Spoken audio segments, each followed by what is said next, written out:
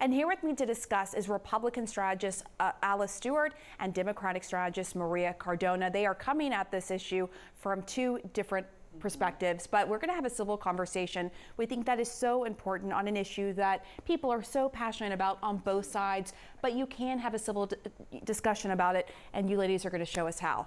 Alice, first to you. Let's get to this new CNN poll, finding that a majority of Americans support Congress passing a law establishing a nationwide right to abortion. How do you expect the vote this week to go? Is there a risk of a no vote coming back to haunt Republicans like Senator Susan Collins? Look, the big question this week on that vote will be the Democrats. What is Joe Manchin going to do? What is Kirsten Sinema going to do?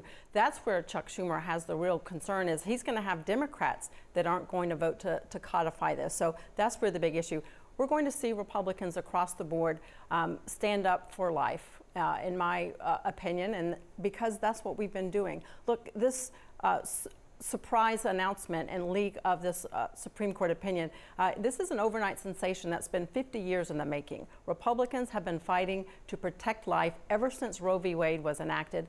63 million children have been aborted since Roe v. Wade was put into place, and Republicans have worked hard to galvanize the base behind this pro-life issue, as well as appointing justices that look at a strict interpretation of the Constitution, and that's exactly what happened here. What I see this doing for the midterm elections is galvanizing those social conservatives that have been fighting for this day, but also galvanizing Republicans as a whole on the policies the Democrats are currently implementing that are just not working for the country. What do you think, Maria? Do you think that this is going to be more helpful to Republicans come midterms or Democrats? No, absolutely not. And you're seeing it because not many Republicans are really standing in to really talk about this issue in a way that says this is going to really work for us. They've been kind of shy about even talking about it. When you ask them about this as an issue for the midterm elections, they kind of shy away from it, and they say, no, we believe it's going to be the economy and inflation. They don't want to talk about this, and I think it's because they see the polls.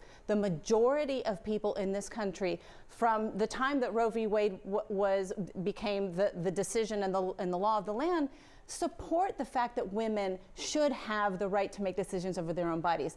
What this draft legal opinion did and will do is that it will mobilize and galvanize Democrats, independent women, suburban women, men even, Latinos, African Americans, everyone who believes that that right should be the right for women to make in the privacy of their own homes, with their families, with their doctors. And so from a mobilization standpoint, I do think that it is something that Republicans are concerned about. They see how we are talking about this, because the fact of the matter is this decision, Pam, if it does happen, let's remember it is still a draft decision, it will essentially take away a huge right that women had to have agency over their own bodies. We will become inferior citizens to men. We will become second-class citizens in our own country. I talk about my own daughter, Maya Luna, 15 years old, and frankly, my son as well. And I shudder to think that they will grow up in a country where she does not have the right to make a decision over her own reproductive future. And my son, if he is ever in a situation where he, again, with his wife or girlfriend would have to make a decision like that, that is out of both of their hands. And so to me, this is going to be the focus of mobilization for Democrats, because this takes, for the first time, this takes away a right that women have had in this country for 50 years based on medieval legal philosophy, a Neanderthal view of women from the standpoint of the justices that are focused on this, on the decision. And that, I think, is going to be a huge mobilizing factor for us. If I can say, with all due respect to my dear friend Maria, who I love, look, Republicans are happy to talk about this. This is an issue that has galvanized Republicans for decades, and this is not something that is off the table by any stretch of the imagination. The only concern is, moving into the general election, we'll talk about this, but the real issues that turn out voters, independents as well as Republicans, are the pocketbook issues. We're going to talk about the economy, we're going to talk about jobs and crime and the border, those issues that really turn out voters. Look, if this is really the will of the people, and a polls show that they are, then great, put it in the hands of the people. Take this out of the hands of 9 unelected justices and put it in the hands of state legislators.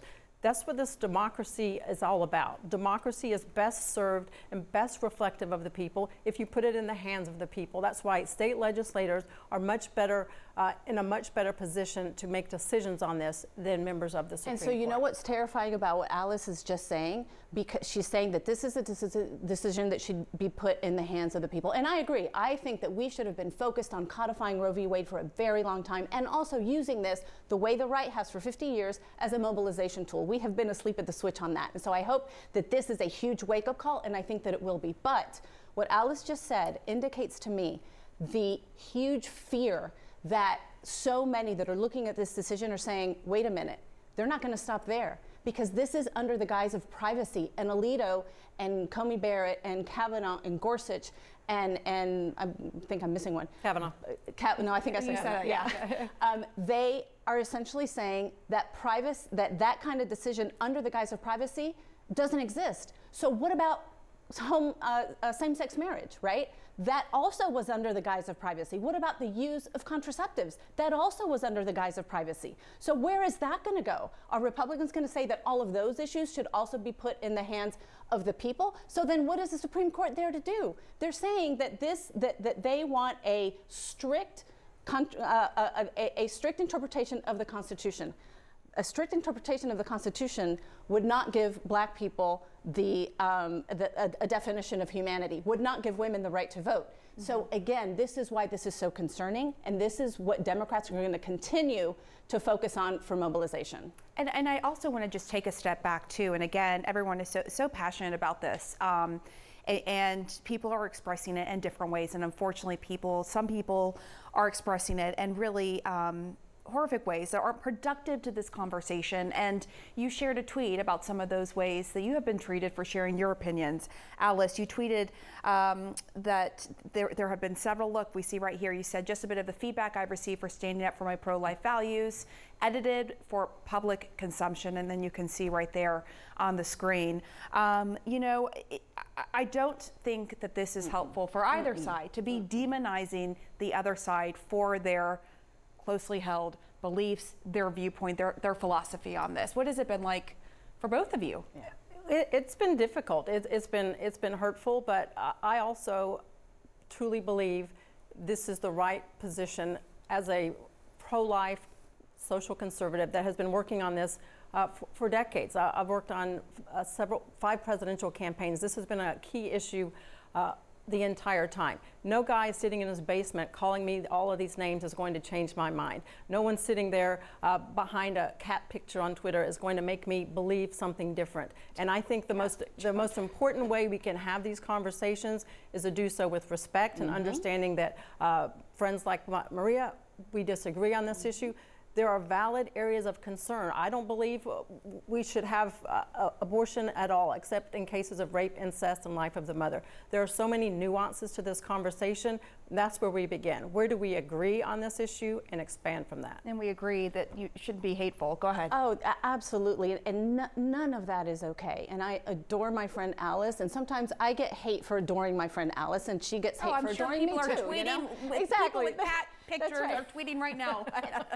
And every time right, exactly. And every time I talk about this, I get called baby killer. I get called all kinds of things, right? Because of my belief. And I am a practicing Catholic woman who is going against the church on this, because I believe that these are decisions that should be made between the woman, her family, her doctor, and if she's religious, her God.